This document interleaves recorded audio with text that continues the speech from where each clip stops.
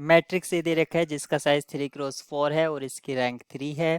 System of equation Ax equals to B, उसका एक linearly independent solution होगा क्योंकि ए का जो साइज है वो 3x4 है। अगर हम एक कॉलम जिसका वो कांस्टेंट कॉलम हम बोल सकते हैं जो राइट हैंड साइड का, अगर वो ऐड भी कर दें तो इससे इसकी रैंक पर कोई फर्क नहीं पड़ेगा क्योंकि हर एक रो में हमें एक पाइवट एलिमेंट मिल ही रहा है।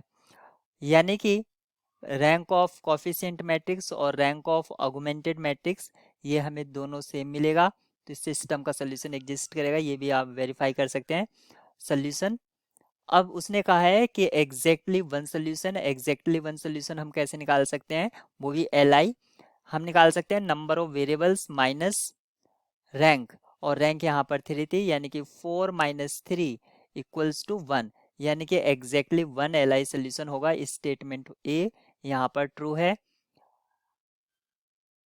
Statement B, any non singular के क्रॉस के matrix with real entries can be made singular by changing exactly 1 entry. अगर आप एक 2x2 मैट्रिक्स कंसीडर कर लेते हैं और इसका डिटर्मिनेंट फाइंड आउट करते हैं तो ये होगा AD माइनस BC, और क्योंकि ये नॉन सिंगुलर कह रहा है, मेड सिंगुलर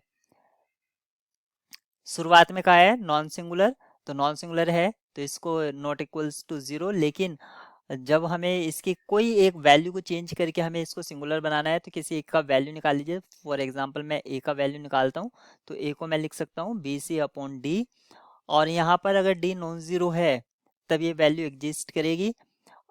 इस तरह से अगर मैं इस इक्वेशन में मैं यहाँ पर एक ही जगह ये वैल्यू रिप्लेस कर देता हूँ तो इसको मैं सिंगुलर यानी कि इक्वल्स टू 0 बना सकता हूँ।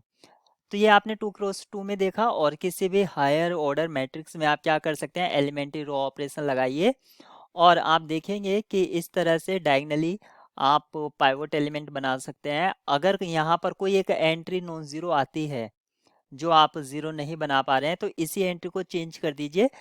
जब ये एंट्री चेंज हो जाएगी तो इसमें नंबर ऑफ पाइवट एलिमेंट आपके कम हो जाएंगे और आपका इस मैट्रिक्स का डिटर्मिनेंट 0 हो जाएगा। तो एक एंट्री को चेंज करके किसी भी n क्रॉस n मैट्रिक्स को आप सिंगुलर बना सकते हैं। ऑप्शन बी भी आपका ट्रू है। If A is a complex n cross n matrix with A square A, ये कंडीशन होती है आइडम्पोटेंट मैट्रिक्स की जिसमें ट्रेस और रैंक सेम होता है।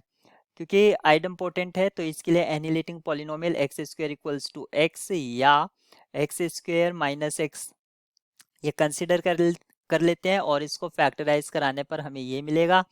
हम जानते हैं ये अगर कैरेक्टरिस्टिक पॉलिनोमियल है तो इसका मिनिमल पॉलिनोमियल और कैर पॉलिनोमियल यही होगा क्योंकि ये क्या है आपका लीनियर फैक्टर में है, और लीनियर फैक्टर होने की वजह से मिनिमल पॉलिनोमियल हो जाएगा x माइनस 1।